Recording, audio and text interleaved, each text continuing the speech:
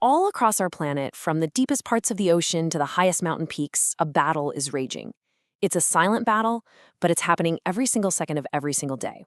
It's the fight for survival, and it's the one thing that connects every living creature on Earth. So let's get right into it.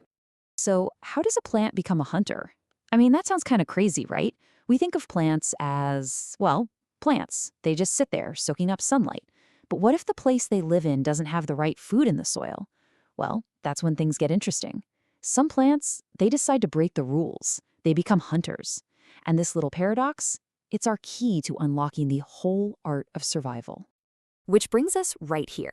Because when you look closely, you realize nature is just packed with these incredible survival experts. I mean, organisms that are so perfectly and sometimes even brutally designed for their environment. All right, let's zoom in on our star hunter, the Venus flytrap. Every single part of this plant is basically a solution to a problem. The problem is, it lives in soil that's terrible, really low in nitrates, which it needs to grow. So what's the solution? Eat your nutrients.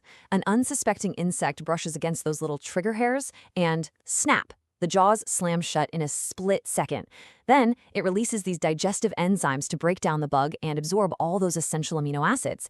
It's not really a plant anymore, is it? It's a perfectly engineered trap. And this kind of genius adaptation isn't just for plants. Oh no, it's everywhere. So let's trade the swamp for one of the most brutal, freezing places on the planet, because there we're going to find another absolute master of survival. Of course, I'm talking about the polar bear. This animal is an icon for a reason. You've got this super thick fur and a huge layer of fat to stay warm. The white coat is obvious, right? Perfect camouflage for sneaking up on seals. But here's the cool part. Underneath all that white fur, its skin is jet black. Why? To soak up every last bit of the sun's heat.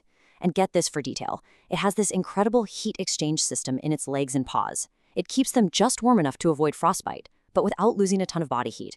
Just a true masterclass in engineering for the cold. So you look at the flytrap, you look at the polar bear, and you can't help but think, wow, these things seem perfectly designed. So who's the designer? Was there some grand plan? Well, the answer is actually no. There's no conscious designer. To really get how this happens, we have to pull back and look at the basic rules of the game of life. And that central rule is called natural selection. Now, this isn't about an animal wanting to change or trying to get better. It's way more random than that. Think of it like a giant blind filter. The whole idea is that some creatures are just born with traits that happen to give them a little advantage, an edge that helps them survive and, this is the most important part, have babies. The ones with that winning edge are the ones who get to pass their genes on. So, how does it actually work? Well, you can break it down into a simple but really powerful three-step cycle. First up, variation. Just like in any family, nobody's identical. There are always tiny random genetic changes or mutations. Step 2, selection. This is where the environment comes in. Maybe the climate gets colder or a new predator shows up. Whatever the pressure, it acts like a filter, favoring the variations that just happen to be useful. And finally, step 3, reproduction. The creatures with those helpful traits, they're more likely to live long enough to reproduce and pass those exact traits to their kids. Do that over and over for millions of years and boom, you get survival experts like the polar bear. And listen, this isn't something that just happened millions of years ago. It's happening right now, inside our own bodies, and it's happening scary fast. I'm talking about antibiotic resistance. Think about it. Before you take an antibiotic, you've got this big population of bacteria. Most of them are totally defenseless against the drug. But just by pure chance, a couple of them might have a random mutation that makes them tough, resistant.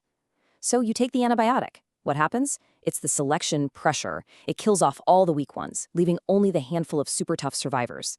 And what do? They multiply like crazy, creating a whole new army of bacteria that our drugs can't touch.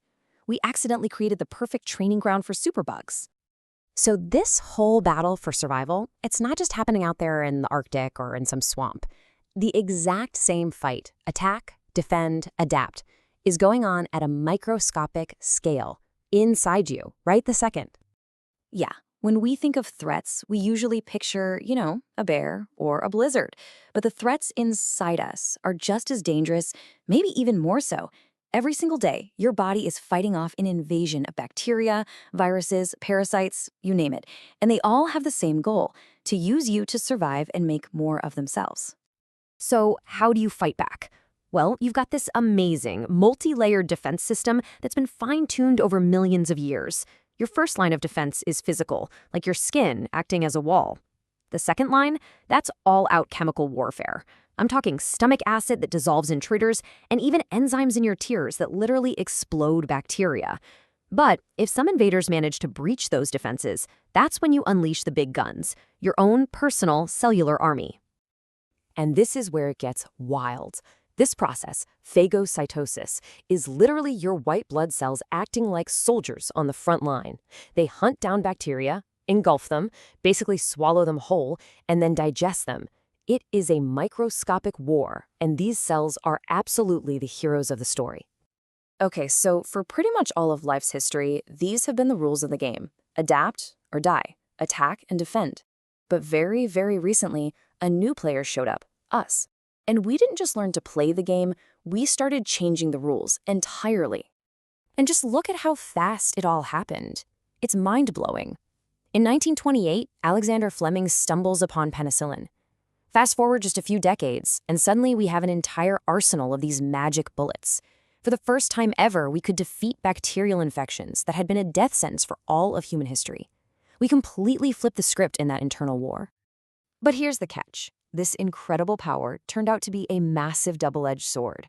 Just like we talked about, our greatest weapon against bacteria became the ultimate training tool for bacteria. By using antibiotics so much, we've put natural selection on fast forward, creating these superbugs. Our miracle cure is now creating an even bigger problem.